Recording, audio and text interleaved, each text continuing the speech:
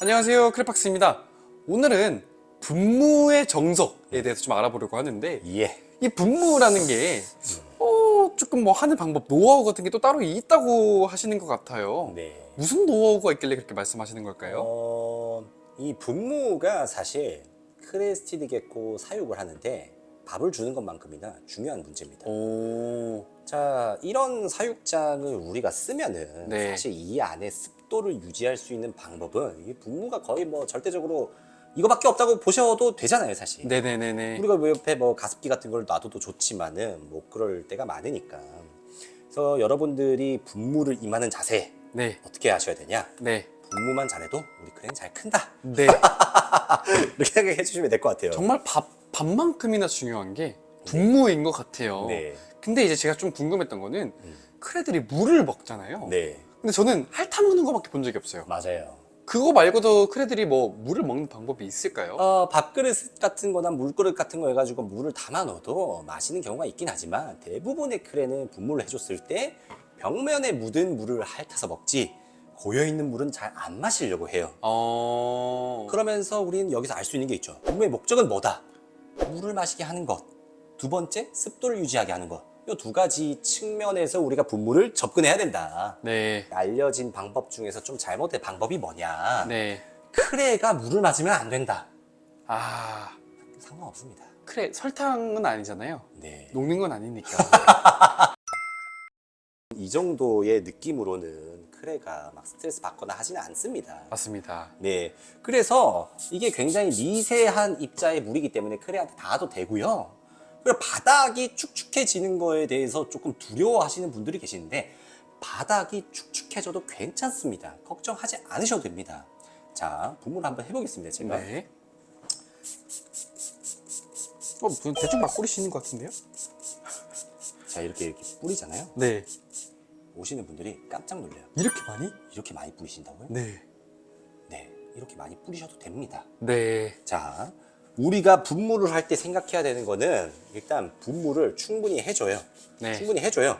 그리고 얘가 몇 시간 뒤에 마를까를 우리가 생각을 해야 돼요. 네. 분무는 뿌리는 것도 중요하지만 이게 마르는 것도 중요하다고. 네네네네. 이 물기가 그래도 한 3시간 정도는 가야 얘가 돌아다니면서 물도 좀 마시고 이게 습도도 좀 유지가 되고 할 거잖아요. 네. 근데 이제 벽면에만 이렇게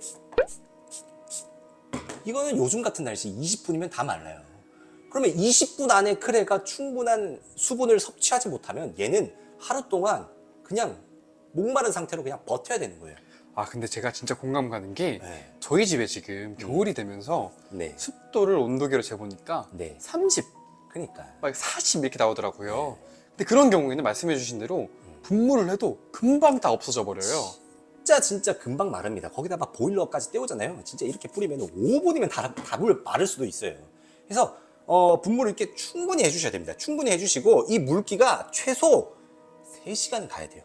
6시간 뒤에 이 사육장을 확인했을 때 여기가 좀 말라 있어야 된다. 네. 근데 이게 벽에만 뿌리고 바닥 피해가지고 뿌리고 크레 피해가지고 뿌리고 하면은 이게 충분한 분무가 될 수가 없어요. 이야. 네.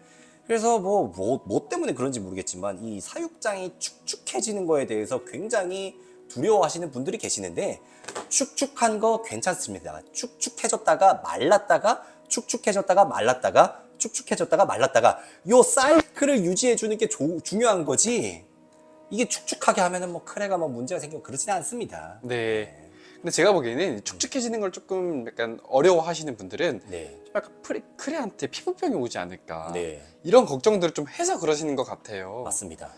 실제로 피부병이 오려면 어느 정도가 돼야 될까요? 이 축축한 상태로 이게 마르지 않고 3일 정도 가잖아요.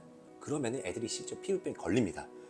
발바닥에 있는 섬모가 그냥 물에다가 퉁퉁 불어가지고 다 상해버려요. 그래서 얘네가 잘 못 움직이게 돼요.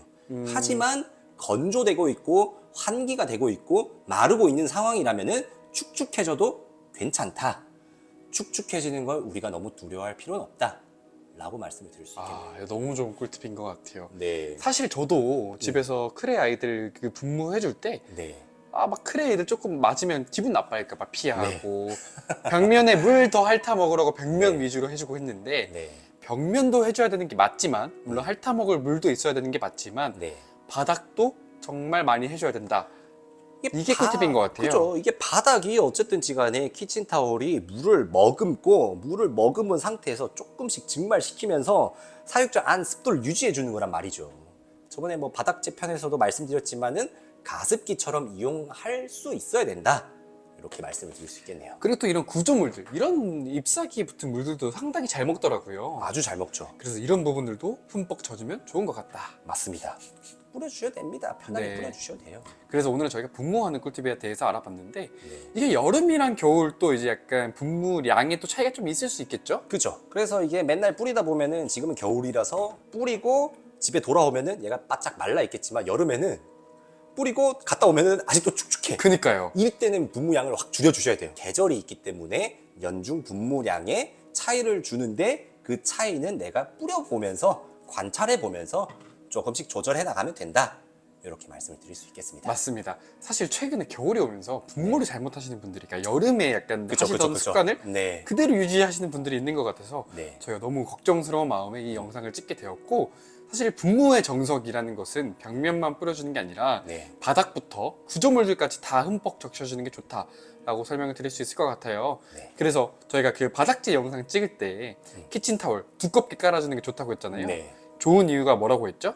두껍게 깔아줘야지만이 바닥재가 가습기 역할을 할 수가 있다. 라고 말씀드릴 수 있죠. 맞습니다. 그래서 이 분무의 정석에는 바닥재를 두껍게 해주는 것도 가장 중요한 요소가 될 수 있다라고 설명을 드릴 수 있을 것 같아요.